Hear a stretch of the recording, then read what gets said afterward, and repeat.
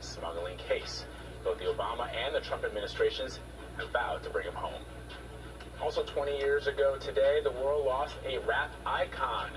Christopher Wallace, also known as Biggie Smalls and the notorious B.I.G., was shot to death at a light stop in Los Angeles. The murder came just 6 months after Tupac Shakur was killed in Vegas, giving birth to the theory that Biggie was killed as part of a feud between East Coast and West Coast rappers. The murder remains unsolved, but the music goes on, Florida Rector Matt, right? Birthdays was the worst days. Now we drink champagne because we're thirsty. All right. And on this day in 1954, the legendary broadcaster Edward R. Murrow took on Senator Joseph McCarthy on his CBS News program, See It Now. Murrow made a methodical case to discredit McCarthyism, an anti-communist platform based on fear, not facts. We have a clip of that broadcast. Let's take a listen. Earlier, the senator asked, "Upon what meat does this our Caesar feed?" Had he looked 3 lines earlier in Shakespeare's Caesar, he would have found this line, which is not altogether inappropriate. "The fault, dear Brutus, is not in our stars, but in ourselves." No one familiar with the history of his country can deny that congressional committees are useful. It is necessary to investigate before legislating. But the line between investigating and persecuting is a very fine one, and the junior senator from Wisconsin has stepped over it repeatedly. His primary achievement has been in confusing the public mind as between the internal and the external threats of communism.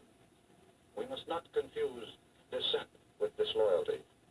We must remember always that accusation is not proof, and that conviction depends upon evidence and due process of law. We will not walk in fear one of another. We will not be driven by fear into an age of unreason if we dig deep in our history and our doctrine, and remember that we are not descended from fearful men, not from men who feared to write, to speak, to associate, and to defend causes that were for the moment unpopular. This is no time for men who oppose Senator McCarthy's methods to keep silent, or for those who approve. We can deny our heritage and our history, but we cannot escape responsibility for the result. There is no way for a citizen of a republic to abdicate his responsibilities. As a nation, we have come into our full inheritance at a tender age.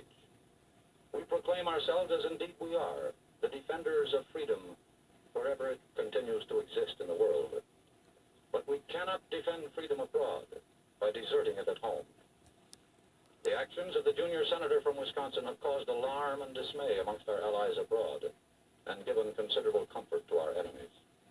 And whose fault is that? Not really his. He didn't create this situation of fear. He merely exploited it, and rather successfully. Cassius was right. The fault, dear Brutus, is not in our stars, but in ourselves. Good night, and good luck. The legendary Edward R. Murrow.